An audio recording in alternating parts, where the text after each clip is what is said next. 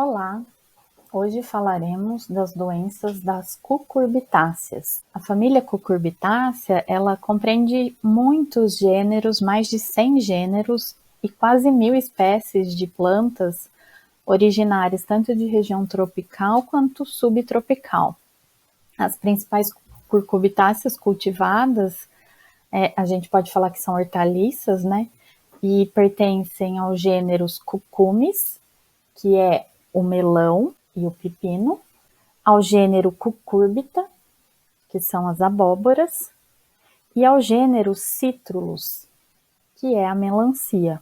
Considerando a origem dos produtos, a região sudeste ela destaca-se quanto ao cultivo de pepino e melancia, principalmente aqui no estado de São Paulo, e a abobrinha em Minas Gerais. Já o Nordeste é a região de origem da maior parte das abóboras, principalmente a Bahia, e do melão, grande exportador, o Rio Grande do Norte. Como todas as plantas cultivadas, muitas são as doenças enfrentadas por essa família de plantas. Em relação às principais frutas exportadas em 2020, a gente vê que configura entre os primeiros lugares aqui, em termos de milhões de dólares, a melancia e o melão, ambos pertencentes à família das cucurbitáceas. Nos últimos 5 anos, se a gente comparar com o ano de 2020, o que a gente viu em relação a esses dois principais produtos da família das cucurbitáceas? A gente viu um aumento de volume na produção do melão, quase aí uns 6,5%, apesar da receita ter caído. E um recorde na cultura da melancia, com 52% de volume a mais nesse último ano em relação aos 5 anos anteriores, e também a receita aumentou 28%. Então, são cultivos importantes, não só para o estado de São Paulo, mas também para o Brasil como um todo. E, assim como as demais culturas que a gente vem falando, são plantios que sofrem com vários tipos de doenças de planta. A gente vai falar as principais viroses da cultura, a gente também vai abordar algumas doenças fúngicas que acometem essas cucurbitáceas e vamos finalizar então com a principal doença bacteriana. Começando, vamos então falar das doenças causadas por vírus. Vejam, no Brasil existem muitas viroses que atacam as cucurbitáceas. Aqui está uma lista, 7 doenças atacando então as cucurbitáceas. Entre parênteses, a gente tem o nome do vírus, que é o agente causal dessas doenças, tá? E diversas dessas viroses, vocês podem ver que elas manifestam mosaico como principal sintoma. Não é à toa que elas levam, inclusive, o nome mosaico no nome da doença. Todas essas viroses, elas ocorrem numa frequência muito elevada e causam prejuízos à produção das cucurbitáceas, porque, de maneira geral, elas vão produzir menos e os frutos produzidos vão ser de qualidade inferior. Então, no Brasil já foram detectados todos esses vírus aqui, mas quando a gente traz para o estado de São Paulo especificamente, a gente vê que os 5 principais vírus são esses. Papaya Ring Spot Virus, tipo W, que a gente chama de PRSVW, Zucchini Yellow Mosaic Virus, que é o ZYMV, e aqui o ZLCV, o CMV e o WMV, que a gente vai falar a seguir também. Antes de falarmos de cada uma dessas viroses, é importante pontuarmos algumas características de maneira geral em relação a todas elas. Eu já falei para vocês que a maioria dessas viroses tem como principal sintoma, ou seja, como sintoma mais característico, o mosaico. Então, já começamos percebendo que fica difícil a diferenciação apenas por sintomas visuais, porque eles são todos do mesmo tipo. Uma outra característica que eu quero pontuar aqui são as infecções múltiplas, que são muito frequentes no campo. O que significa isso? Significa que é muito comum a gente encontrar uma cucurbitácea, uma planta, que tenha não um único vírus, mas que a gente consegue detectar, por exemplo, 2 ou mais vírus nessa mesma planta. E, por conta disso, a identificação ela fica um pouquinho mais difícil, mas a gente tem várias maneiras de conseguir, então, essa detecção ou identificação de qual espécie de vírus está causando aquele sintoma. Os mais comuns em laboratórios de diagnose são os testes sorológicos. O teste ELISA, por exemplo, é um teste sorológico, e os testes moleculares, como a PCR, por exemplo. Existe uma outra alternativa na identificação do vírus que está causando a doença, que é por meio de hospedeiros diferenciais, que a gente também pode chamar de plantas indicadoras. Plantas indicadoras ou hospedeiros diferenciais são plantas diferentes da família da cucurbitácea, então não necessariamente estão nessa família, mas que quando eu inoculo determinados vírus, ao invés de formar ou ao invés de produzir o mosaico que eu vejo nas cucurbitáceas, de acordo com o hospedeiro que eu usar, de acordo com a planta indicadora que eu usar, determinado vírus vai causar determinado sintoma localizado e muito característico. Então, assim, eu consigo diferenciar entre esses vírus.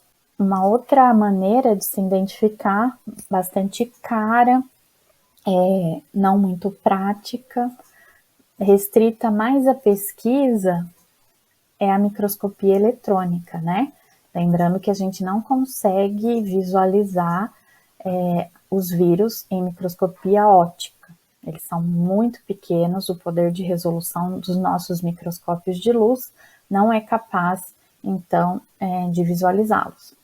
E uma última maneira que também é trabalhosa, mas que pode ser feita na tentativa de identificar a espécie viral que está atacando uma planta, é a transmissão por vetor. Vocês vão ver que grande parte dessas viroses, elas são transmitidas por determinados vetores que não são muitos insetos, tá? Mas existe sim algumas que são transmitidas por pulgões, existem outros vírus que são transmitidos por trips, por exemplo. Então, se eu tiver uma planta mostrando um sintoma de mosaico e eu quero identificar qual a espécie, eu coloco alguns, por exemplo, trips se alimentando dela, e depois eu tiro esses trips e coloco numa planta sadia e deixo eles se alimentarem agora das plantas sadias. Se eles forem os vetores, eu consigo relacionar qual a virose que está atacando aquela minha cultura. E como eu sei disso? Vendo o sintoma nas plantas sadias depois de uns dias.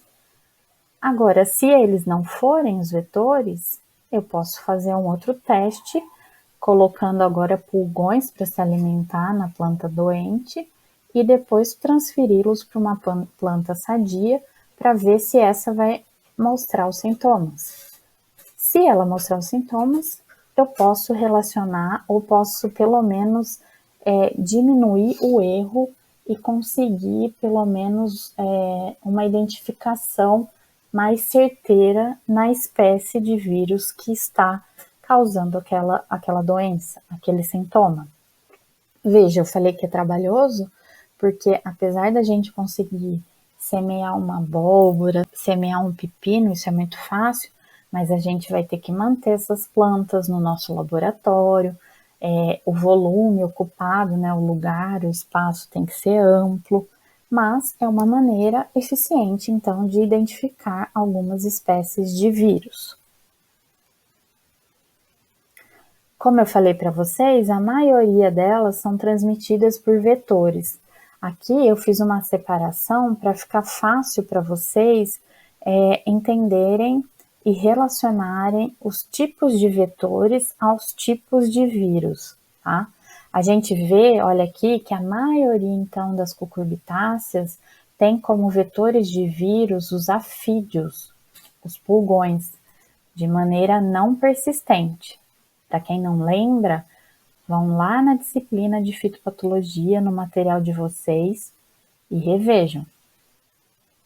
Para esse tipo de vetor, eu tenho 4 vírus transmitidos para cucurbitáceas: PRSV-W, ZYMV, CMV e WMV. Veja que até besouros coleópteros, de maneira persistente, também podem ser vetores de vírus para as cucurbitáceas, tá?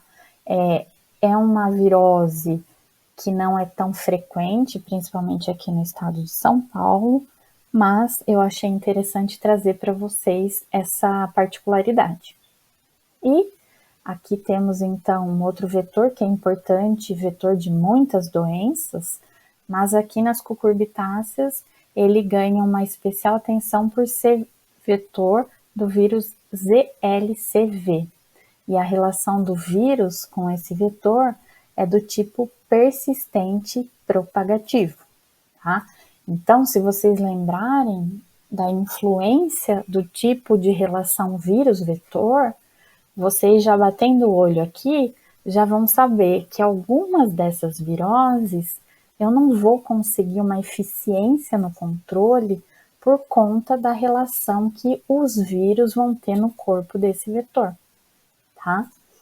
E, ao contrário, quando eu tenho uma relação que me permite o controle eficiente do vírus, então sim, eu posso indicar um inseticida para matar aquele vetor e aquele declínio na população do vetor por conta do inseticida vai resultar então num controle eficiente da doença. Vamos começar agora falando da principal doença, assim, a mais frequente, a mais incidente nas cucurbitáceas do Brasil. Dos vírus que eu mostrei aqui para vocês, constatados em cucurbitáceas aqui no nosso território, o PRSV-W, ele tem sido o principal associado às cucurbitáceas que são cultivadas. Os danos na produção causados pelo mosaico comum já foram estimados, então, esses danos em vários países. E, inclusive, essa virose ela pode ser limitante na produção de várias cucurbitáceas, principalmente se essa infecção ocorre bem no início do ciclo. Então, se a gente vê aqui, a abobrinha de moita, por exemplo, se a infecção acontecer antes do florescimento, não adianta, não haverá produção. Ela praticamente não vai produzir fruto e os que formam, eles não vão ser comerciais, tá? Então, são 40 espécies de plantas que são hospedeiros desse vírus, inclusive plantas daninhas, e, nesse caso, todas as cucurbitáceas. O PRSV-W, eu tenho uma imagem de microscopia eletrônica, ele pertence ao potivírus. Ele é uma partícula aqui que parece um bastão, mas que é flexuoso, tá? Nesse caso, esse potivírus, ele é transmitido por 24 espécies de pulgões. Olha aqui. Então, é um número bem grande. Quais são as temperaturas que beneficiam o desenvolvimento dessa doença? Temperatura amena e umidade relativa baixa. Nesse momento, vocês podem estar se perguntando: tudo bem, a doença é chamada mosaico comum, mas o nome do vírus que causa essa doença é papaya ring spot. Papaya? Papaya é mamão. por que eu estou falando de mamão se eu estou falando de doenças das cucurbitáceas? Você se lembra como é dado o nome de um vírus? O nome do vírus, ele é dado no primeiro hospedeiro em que aquela doença foi relatada. E na sequência, o principal sintoma, o sintoma mais característico. E por que esse W? Esse W, pessoal, é o tipo, a gente pode dizer que é uma estirpe, uma variante. Mas por que esse W? O W, ele indica a estirpe que esse PRSV pertence. Ou seja, existem duas estirpes, duas variantes dessa mesma espécie de vírus. No caso aqui, a gente coloca o W porque seria a estirpe, a variante melancia. Mas existe também a estirpe mamoeiro, que é o PRSV-P. A estirpe W, ela causa importantes doenças, então, nas cucurbitáceas, em todas as cucurbitáceas, mas não infecta o mamoeiro. E ao contrário, o PRSV-P é transmitido para algumas espécies da família cucurbitácea e para o mamoeiro. Quais são os sintomas, então, do mosaico comum? Veja, amarelecimento entre as nervuras, deforma as folhas, forma bolhas, vocês vão ver nas folhas. A planta fica enfesada, atrofiada, de tamanho reduzido, porte pequeno. Ele altera a cor e deforma os frutos, então ele reduz qualidade e reduz produtividade. Antes de mostrar os sintomas causados pelo mosaico comum, vou falar agora do mosaico da melancia. O mosaico da melancia, ele é mais comum em regiões temperadas. Ele foi relatado no Brasil na região de Campinas em 1985 em abobrinhas. Mas hoje em dia tem relatos, inclusive, em Pernambuco e na Bahia, do mosaico da melancia atacando melões. Por que eu falei dele logo na sequência, sem mostrar os sintomas do mosaico comum?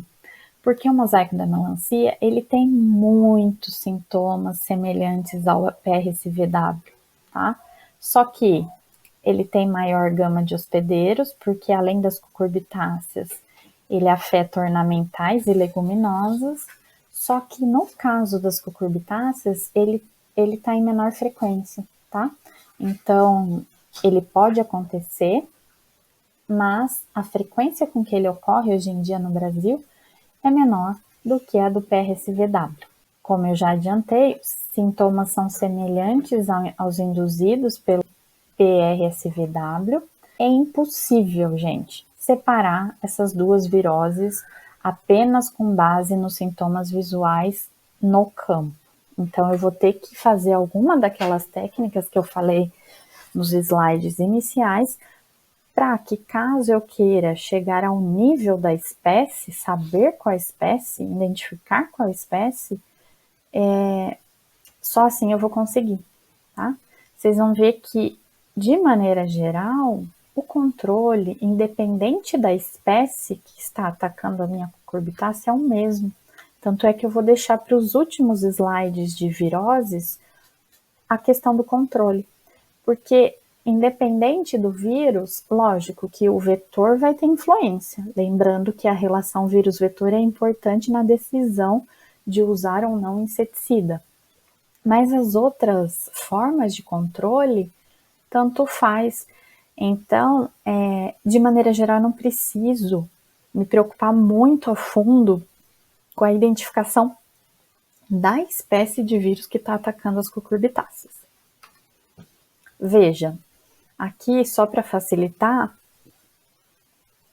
o que está em vermelho é a abobrinha, aqui e aqui. E o que está circulado de azul são folhas de melão, aqui e aqui, tá? Do lado esquerdo, PRSV-W, infectando essas plantas. E do lado direito, WMV infectando essas plantas. Veja, muito difícil você conseguir, impossível realmente de você conseguir separar esses sintomas e falar com toda certeza se é um vírus ou se é outro, tá? O que a gente vê de maneira geral são folhas deformadas, olha aqui, que intensidade aqui, aqui, tá? A gente vê o que eu falei, são bolhas que se formam aqui, ó, regiões mais elevadas, parece que estufou a folha. E o mosaico, regiões intercaladas de amarelo com o verde. Se a gente pudesse comparar também, a gente vai ver que a planta está menor que uma planta normal, sadia. No caso do mosaico comum, veja, eu já mostrei para vocês o mosaico, olha aqui, né?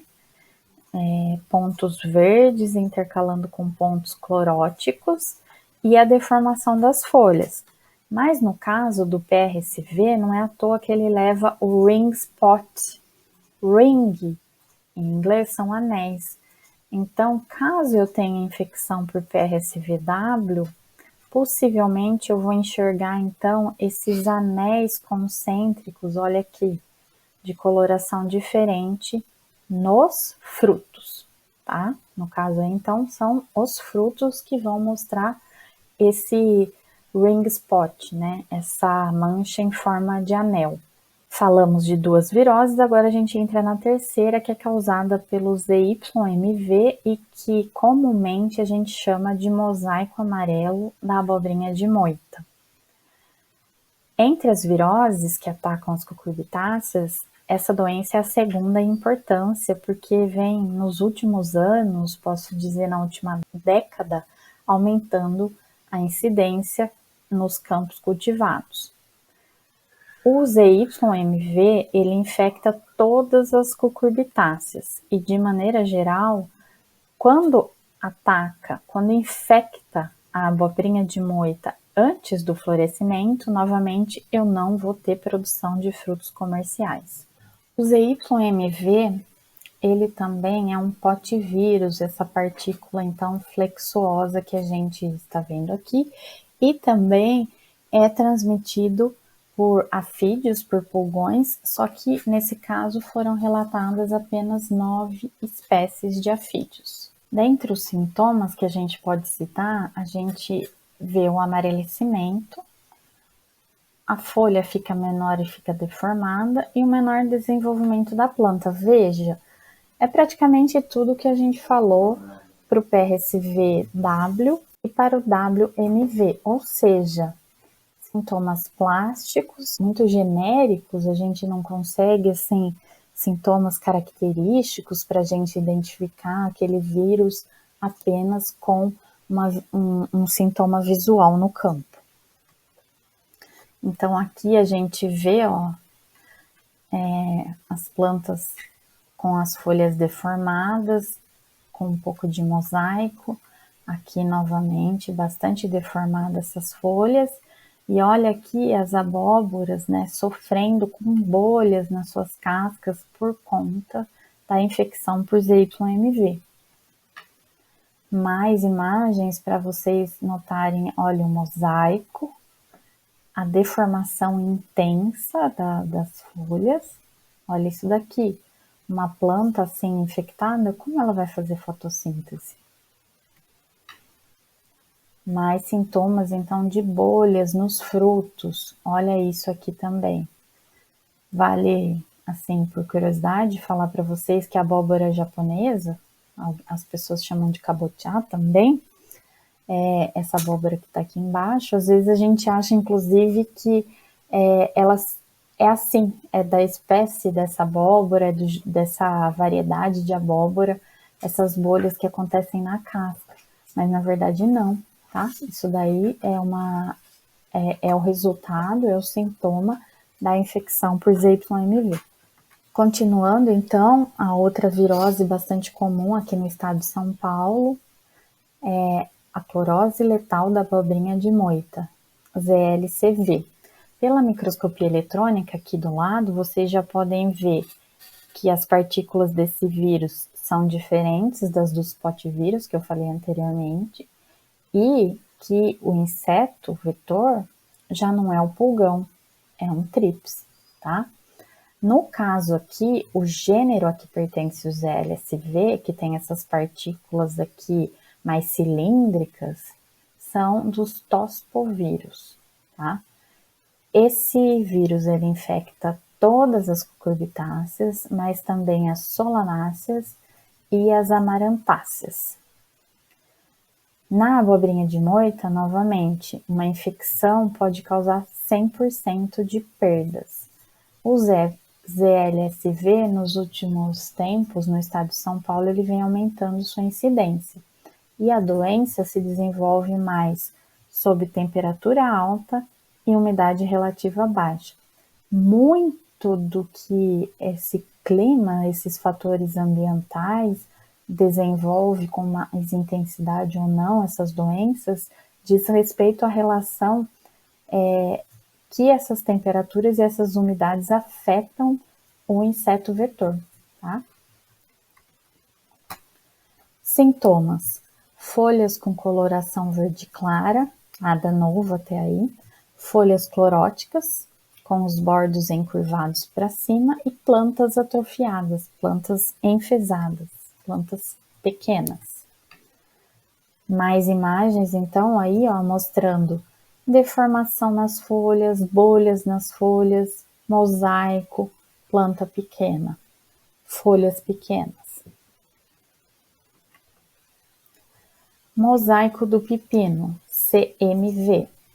Novamente, afeta todas as cucurbitáceas, só que tem, dentre esses todos que eu falei para vocês, ele é o que está em menor incidência aqui no estado de São Paulo, tá? Na microscopia eletrônica, a gente vê que as partículas virais são diferentes de todas as outras que a gente mostrou anteriormente. Ele pertence ao gênero Cucumovírus, mas também é transmitido por anfíbios, apesar de ser de um outro gênero, isso não importa, né? Os pulgões são, então, insetos vetores desse vírus. Nesse caso, mais de 60 espécies de pulgões. E no caso de hospedeiras, olha que coisa mais maluca, gente. Mais de 800 espécies vegetais são hospedeiras desse vírus. Sintoma é aquilo tudo que eu falei. Folha mosqueada. O mosqueado, em termos de sintoma, ele não chega a ser um mosaico, tá? São manchas maiores, mas que intercalam o verde com áreas mais cloróticas, tá? As folhas ficam enrugadas e de tamanho reduzido. Planta em roseta. Eu vou mostrar uma imagem para vocês, mas o que é uma planta que está crescendo em roseta? Faz lembrar uma rosa. As pétalas das rosas, elas não ficam todas em espiral e os frutos ficam verrugosos, ou seja, com bolhas. Aqui, ó, um sintoma típico roseta. Veja que a planta não cresceu e meio que forma uma espiral de folhas em volta aqui, não tendo muita distância entre a formação de uma folha e outra. Aqui um mosaico, e aqui é que eu falei que chega a ser mais um mosqueado, né?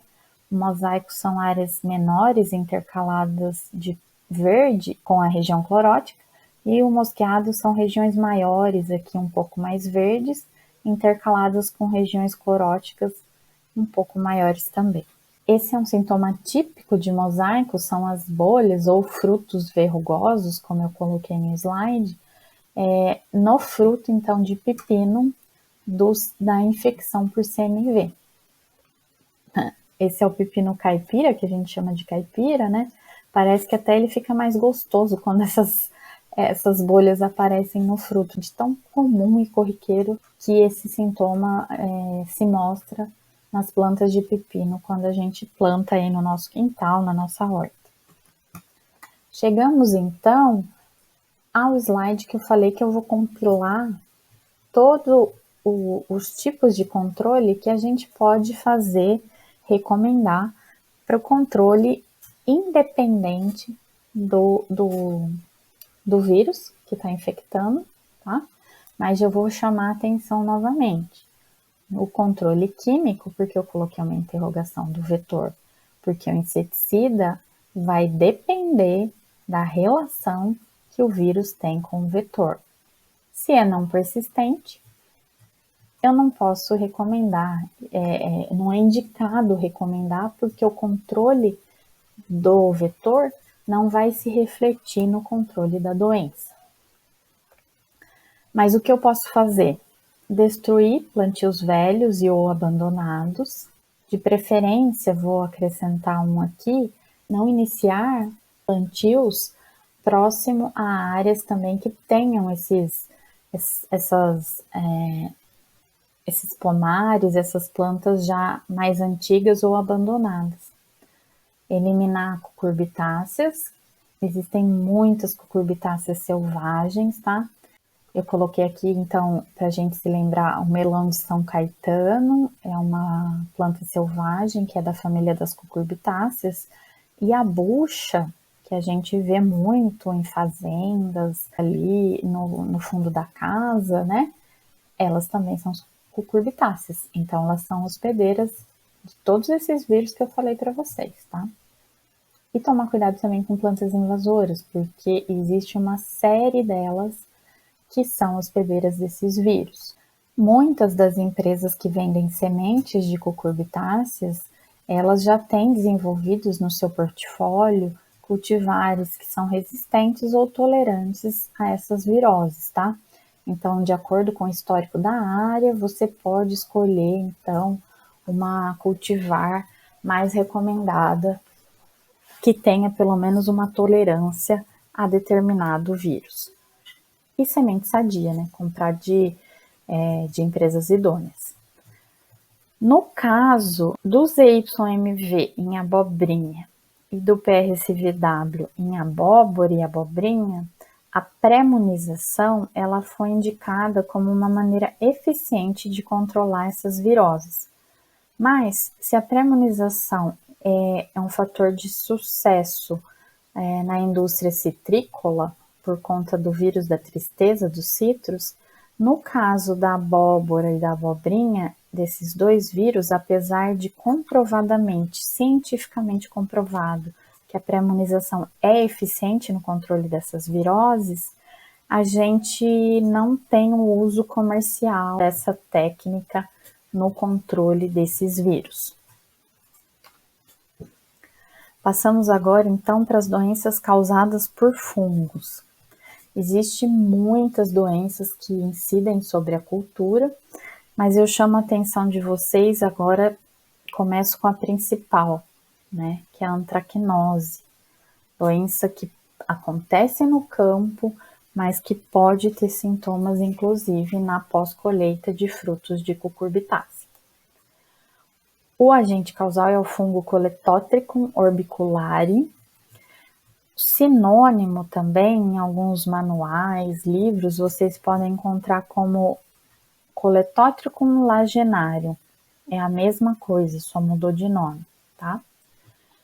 A importância é a frequência que ocorre essa doença e os danos que ela causa. Ela é rara em abóbora, mas essa doença ataca pepino, ataca chuchu, melão e melancia. Coletótricum, vocês já viram em banana, causando problema pós-colheita nos frutos, vocês viram no maracujá. Aqui não é diferente. A disseminação pode acontecer por semente e por água. A gente vai recordar por que a água é importante no caso da disseminação desse fungo. O fungo gosta de temperaturas de 21 a 27 graus e alta umidade relativa. Existem muitas raças diferentes de Coletótricum causando essa mesma doença. Nas folhas, o sintoma começa com encharcamento do tecido, evolui para uma mancha circular de cor parda, um pouco marrom, um pouco escura, e essas manchas elas vão crescendo e vão se formando grande número de lesões que coalescem, né, se juntam, formando grandes áreas necrosadas. Posso encontrar sintoma de antracnose na haste e no pecíolo. E são lesões que são mais elípticas, né? Não são tão circulares, não são tão ovais, e são deprimidas. Se eu passo o dedo, eu sinto um buraquinho ali. Nos frutos, que é, assim, não é que é o principal problema, né? O principal problema é o inóculo que sai da folha, por exemplo, e vai para o fruto causar, então, o dano, por exemplo, em pós-colheita, né? Então, na verdade, mesmo no campo, a antracnose é um problema, porque você tem que tratar, cuidar dessa doença no campo, inclusive pensando depois na parte de pós-colheita dos seus frutos. Nos frutos, a gente vê uma coloração de cinza a marrom, e aqui está o que eu queria recordar com vocês. Essas lesões nos frutos, elas ficam recobertas por uma massa, por uma mucilagem, por uma goma meio rosa a laranja. Essa massa rosada, ela se forma em alta umidade relativa muito alta. Por isso, pelo coletótrico, não é nenhuma novidade para vocês. Isso tudo a gente falou nas outras aulas com aquelas outras culturas atacadas por coletótrico. Por serem recobertas por essa mucilagem, os esporos eles ficam ali mergulhados nessa mucilagem, nessa goma. Se bater um vento, não é um pó como uma ferrugem. Então, esses esporos não vão conseguir ser liberados dessa mucilagem para serem disseminados. Então, por isso que a água se faz tão importante na disseminação desse fungo, porque a água vai dissolver, então, essa mucilagem, vai, entre aspas, libertar esses esporos, e assim esses esporos vão conseguir ser disseminados para outros frutos, para outras folhas. Nos frutos de abóbora, o sintoma é um pouquinho diferente do que nas folhas e nos frutos de chuchu, por exemplo.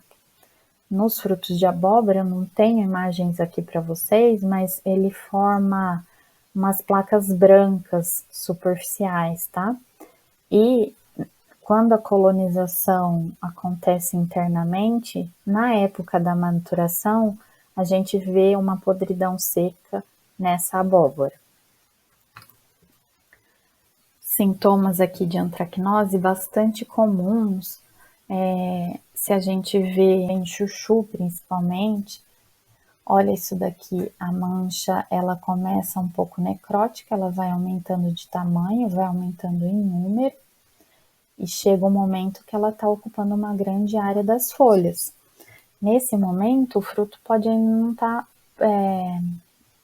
com o seu desenvolvimento por completo, mas essas lesões elas estão servindo de fonte de inóculo para o fruto, que pode vir desenvolver o sintoma já no pé, né?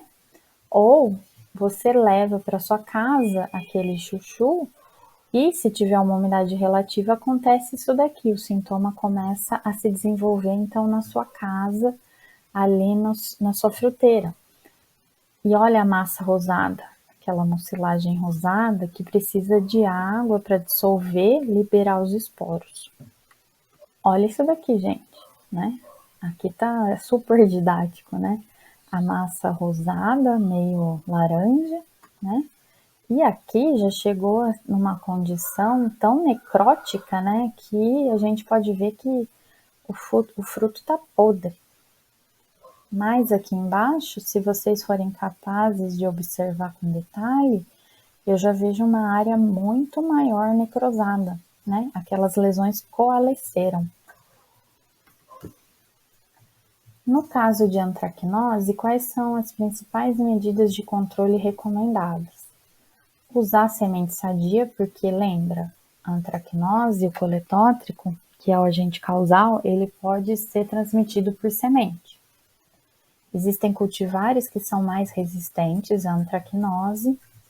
De preferência, dependendo do histórico da área, se tiver muita incidência, muita severidade de antracnose, recomenda-se a rotação de cultura por pelo menos 2 anos, porque o coletótrico ele consegue sobreviver em restos culturais. Ele é um fungo necrotrófico, tá? Então, a destruição dos restos culturais, inclusive, é uma medida que pode ser recomendada. E, como eu falei, a gente pode pensar na antracnose não só lá no momento pós-colheita. A gente pode e deve pensar no seu controle, inclusive com a aplicação de fungicidas, ainda no campo, ainda com sintomas presentes, por exemplo, nas folhas, como eu mostrei para vocês ali nas imagens.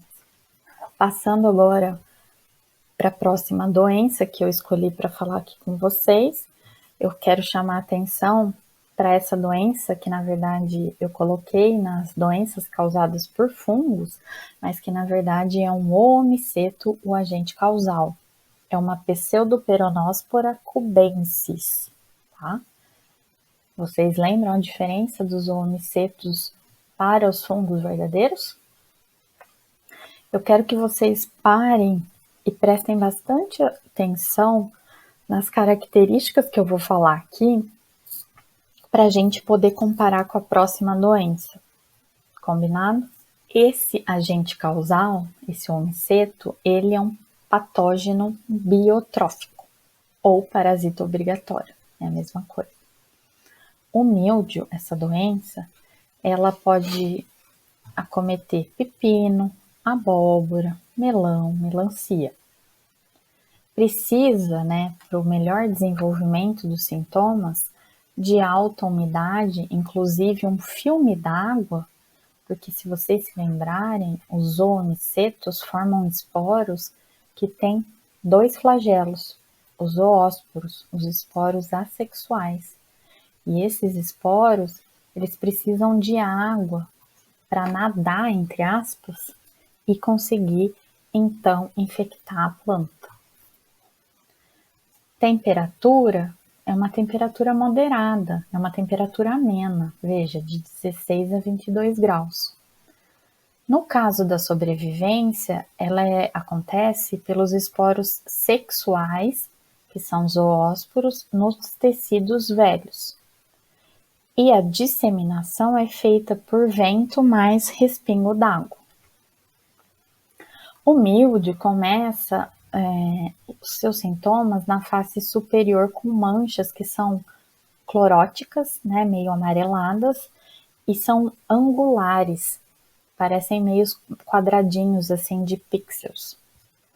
As manchas vão aumentando em quantidade e ao longo das nervuras. Na parte de baixo, eu começo a ver áreas que são encharcadas. Para quem não lembra, encharcamento é como se eu infiltrasse água numa folha.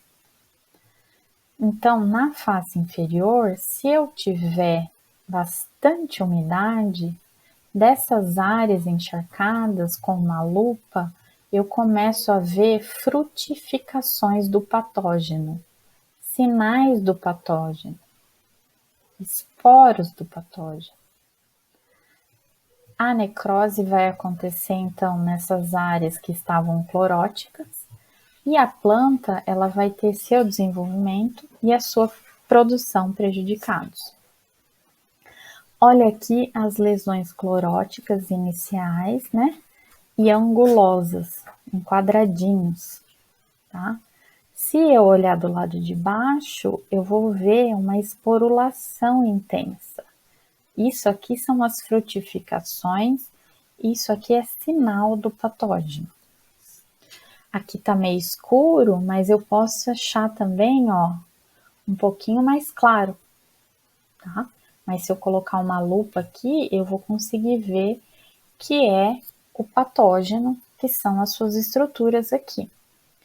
Se eu puder levar para o laboratório, eu posso pegar aqui um durex, colar aqui, tirar esse durex e numa lâmina com um corante, colocar esse durex e enxergar isso aqui, Por que frutificação? Porque, na verdade, além dos esporângios, que são essas estruturas aqui parecendo limõezinhos, eu vou ver toda essa estrutura aqui, que é o esporangióforo, onde os esporângios estariam aqui, então, em cima, Como movimentou, para produzir essa lâmina, né? Então, os esporângios se descolaram aqui do topo desse esporangióforo. No caso da pseudoperonóspora, só para lembrar para vocês, o que a gente estava vendo ali naquela lâmina é isso daqui, ó. O esporangióforo e os esporângios, que com aquele filme d'água necessário para disseminação e infecção, esses esporângios se rompem e eu vejo um monte de zoósporos flagelados saindo, tá? É só para mostrar para vocês que a pseudoperonóspora que a gente está falando aí, ela é parente, por exemplo, da plasmópara. A plasmópara é aquela que causa o míldio da videira. Também é parente, é tudo homiceto, veja, reinocromista ou homiceto, do Pythium. Olha, ele tem também zoósporo. É parente da Phytophthora, da requeima do tomate, da requeima da batata. Veja que os esporângios liberando os zoósporos biflagelados e a estrutura de sobrevivência, o esporo sexual, o ósporo, tá? Controle do míldio. Veja, se a água, o filme d'água, a umidade favorece a esporulação, favorece a disseminação, evitar plantio em local úmido, do mesmo jeito que vocês recomendaram lá para requeima da batata, do tomate. Porque, de maneira geral, os homicetos são muito parecidos. Querem temperatura amena e umidade. Evitar irrigação por aspersão, né? E área mal drenada, porque isso tem tudo a ver com aumento de umidade. Evitar plantio próximo a lavouras velhas, porque o vento também pode carregar esses esporos. Existem cultivares resistentes e existem fungicidas recomendados e devem ser indicados para o controle de míldio. Agora fiquem com todas essas informações que eu falei desse homiceto e dessa doença e vamos para a próxima doença que se chama oídio. O oídio, veja, ele é causado por um fungo verdadeiro, Podosphaera shanti, já não é mais um homiceto. Ataca pepino, abóbora, enfim, e cucurbitáceas selvagens. No míldio, eu falei de temperaturas amenas. Aqui no oídio, eu já falo de alta temperatura e baixa umidade.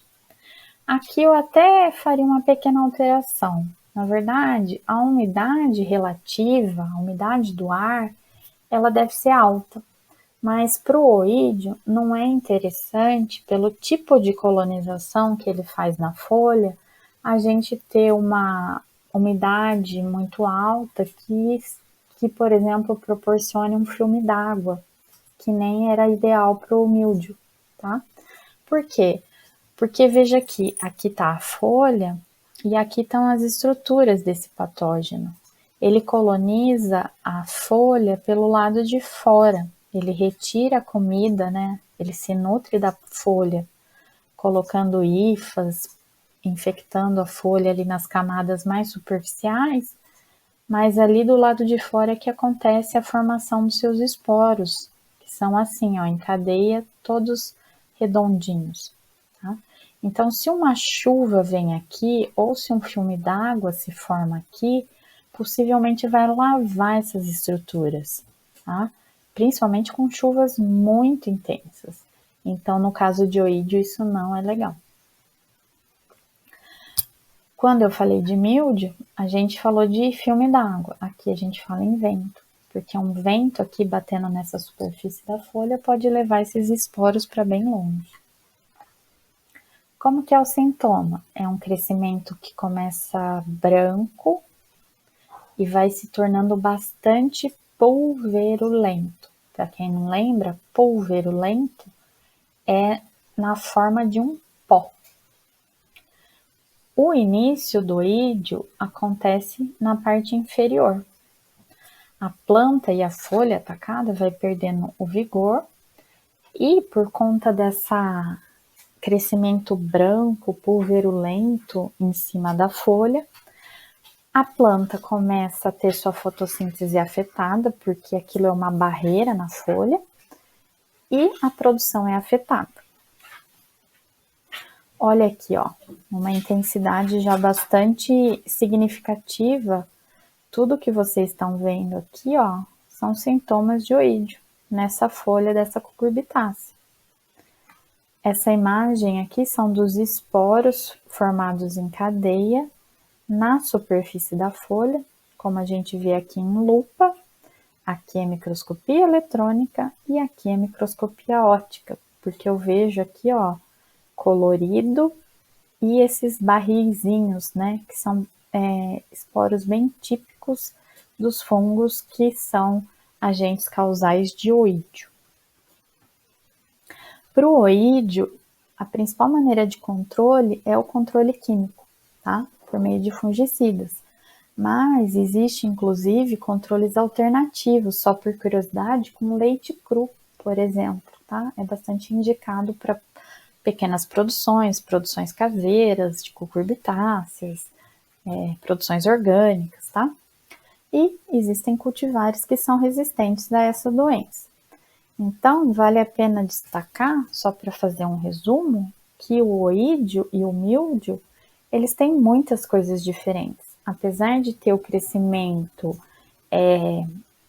bastante, assim, de maneira bem intensa na parte de fora da folha, muitas vezes ser uma esporulação mais clara, a gente não pode confundir os dois. A gente tem que ver quais são as condições climáticas que passou aquela cultura nos últimos dias, porque eles são completamente diferentes um do outro. E lembrar que míldio é causado por omiceto. Então, a gente tem que tomar cuidado com o tipo de fungicida que a gente indica, porque pode ser que, por exemplo, ele não seja tão eficiente para o míldio, ou que ele seja um fungicida específico para o omiceto e não faz nenhum efeito no oídio, por exemplo. Para encerrar, eu falo com vocês então das doenças causadas por bactérias e chamo atenção para a principal delas, que é a mancha bacteriana do fruto, que eu quero chamar a atenção por conta disso daqui. A gente, como eu mostrei no início, né, o Brasil, nós somos grandes produtores e exportadores de melão, tá? No Rio Grande do Sul, principalmente, é o problema da mancha bacteriana, assim, de maneira mais evidente. Ela é causada por essa bactéria Acidovorax avene, subespécie citrulli. Ela pode acontecer, apesar de ser mais frequente em melão, em melancia, tá?